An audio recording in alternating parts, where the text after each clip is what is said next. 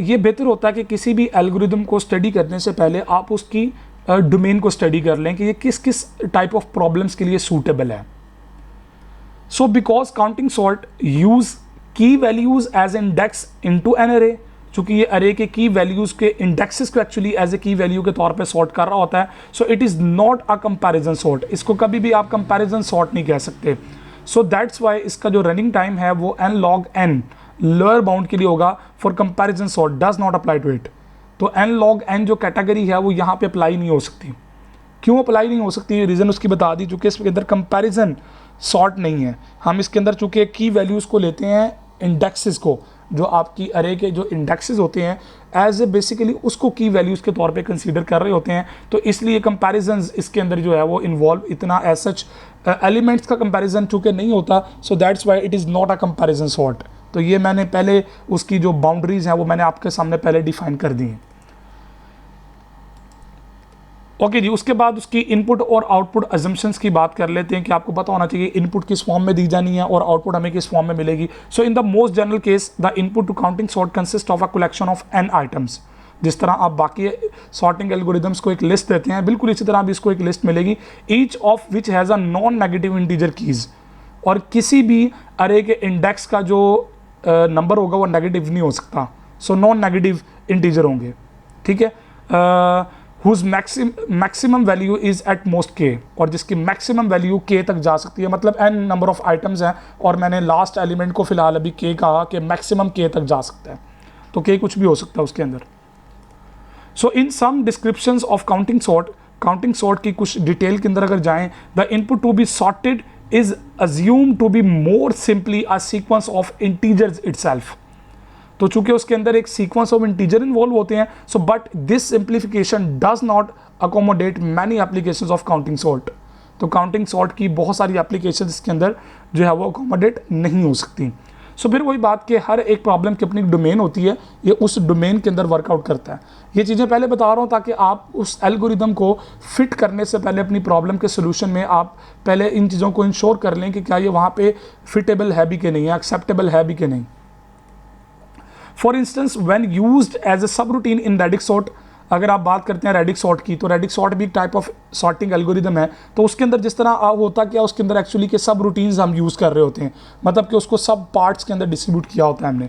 तो वो अगर आप उसको एज ए सब रूटीन के तौर पे यूज़ करेंगे, the key for all each call to counting sort are individual digit of large item keys, so it would not suffice to return only a sorted list of key digit, so separate from the items.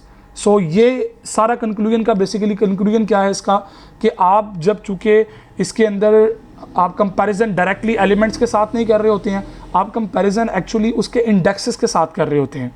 So individual elements जो इसके अंदर involve digits हो रहे होते हैं ना, की items, basically की से मुराद, जो मैं बार बार वर्ड की का यूज़ कर रहा हूँ ना, सो की से मुराद क्या है कि इंडेक्स, एक्चुअली इंडेक्सेस को एज एन की ले रहे होंगे हम। सो अभी एग्जाम्पल में ये चीज़ें आपकी फर्दर इसके अंदर क्लियर हो जाएंगी, जो यहाँ पे शायद में भी आपके कॉन्सेप्ट अभी मैच्योर ना हुए हों। सो काउंटिंग सॉर्ट के एल्गोरिदम की तरफ आते हैं। बिफोर मूविंग ऑन एग्जाम्पल, हम पहले उसके एल्गोरिदम को स्टडी कर लेते हैं। Counting sort algorithm works using the following algorithm. वो एल्गोरिदम के कुछ स्टेप्स हैं। मैंने कोशिश ये की है कि आपके जो डायरेक्टली एल्गोरिदम दिखाने से पहले आपको मैं डिफरेंट उसके फेजेस जो मैंने अपने वर्ड्स में डिफाइन किए हैं, मैं पहले आपको वो एक्सप्लेन कर दूं, फिर हम उसके कंप्लीट एल्गोरिदम की तरफ बढ़ेंगे। सो इनपुट क्या होगी, एक अनसॉर्टेड अरे मिलेगी n नंबर ऑफ एलिमेंट्स की। तो बड़ी सिंपल स्ट्रेट फॉरवर्ड क्लियर से स्टेटमेंट है कि आपको अनसॉर्टेड एक अरे मिलेगी n एलिमेंट्स की। आपकी आउटपुट क्या होगी, एक सॉर्टेड अरे b होगी जिसके अंदर आपके तमाम एलिमेंट सॉर्टेड ऑर्डर के अंदर अवेलेबल होंगे। एक चीज़ मैं बताता चलूँ कि ये उसी लिस्ट के ऊपर वर्कआउट नहीं करता। जैसे कि आप लोगों ने देखा कि बबल सॉर्ट के अंदर ये उसी लिस्ट को अपडेट कर रहा होता है स्वैप करके, तो ये उस लिस्ट को अपडेट नहीं कर रहा होता। तो अनसॉर्टेड लिस्ट अलग से पड़ी होती है, सॉर्टेड रिजल्ट अलग अरे के अंदर स्टोर हो रहा होता है। सो स्टेप 1 में आप क्या करेंगे जी, कंसीडर एन इनपुट अरे ए। आपके पास इनपुट अरे एक ए है having n elements in the range of 0 to k, लेकिन नॉर्मली हम 1 से स्टार्ट करेंगे, ठीक है। Where n and k are positive integers number. So यहाँ पे चूंकि प्रॉपर्टी के अंदर है कि नॉन नेगेटिव होना चाहिए, तो 0 चूंकि न्यूट्रल नंबर होता है, तो हम यहाँ पे इसको 1 से स्टार्ट करेंगे। So n and k are the positive integers.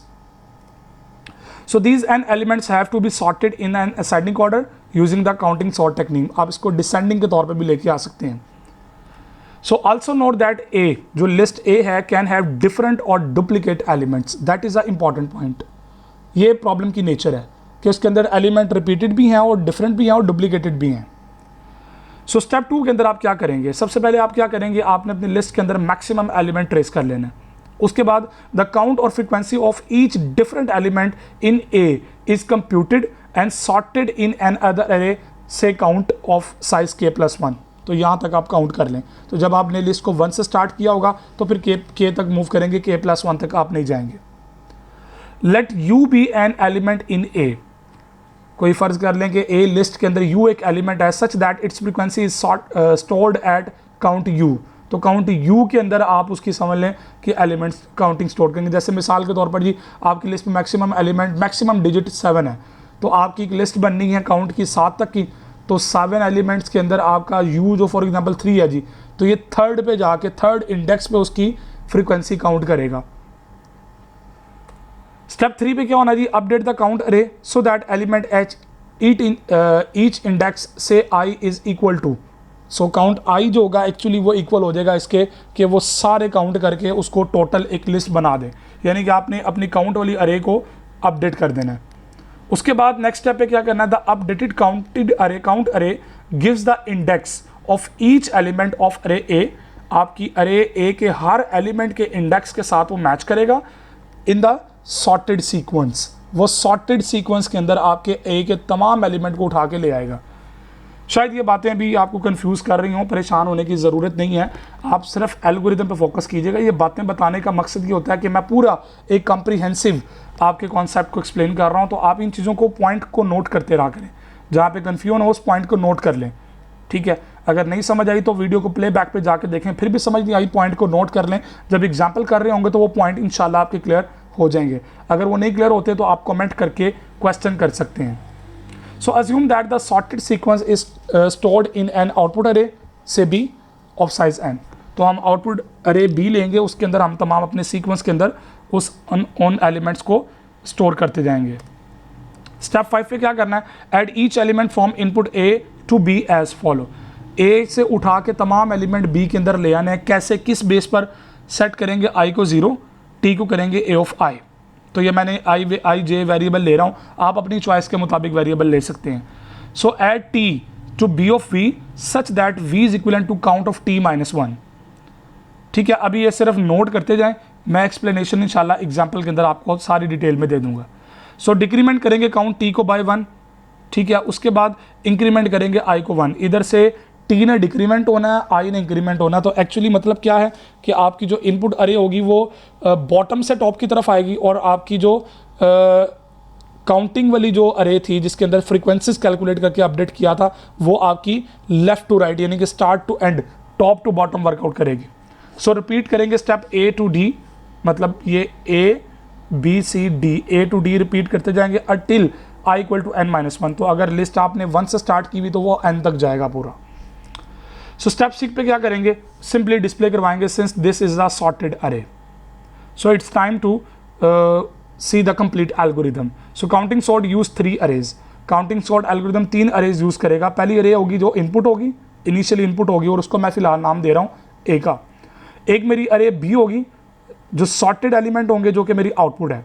एक अरे मेरी सी होगी 1 to k इज द अरे ऑफ इंटीजर। ये मेरे अरे ऑफ इंटीजर में पहले फ्रीक्वेंसीज आएंगी और बाद में ये रैंक उसके अपडेट होकर रैंक में डिस्ट्रीब्यूट कर देगा। So first c of x to be the number of elements of a of j that is equal to x, ठीक है। सो उसके बाद क्या करेंगे, initialise c to 0 for each j from 1 to n increment a of j by 1। आप उसके frequency के मुताबिक इंक्रीमेंट करते जाएंगे। So we set b of c of x is equal to a of j। तो हम उसके सेट करने के बाद if there are duplicates we decrement the c of j after copying. तो दो काम आपने पैरेलल चलाने हैं फाइनल रिजल्ट बनाते हुए। एक तो आपने चेक करना है कि वो एलिमेंट किस लोकेशन पे आना है, और दूसरा ये काम करना है कि आपने उसके फ्रीक्वेंसी में से एक माइनस भी करना है।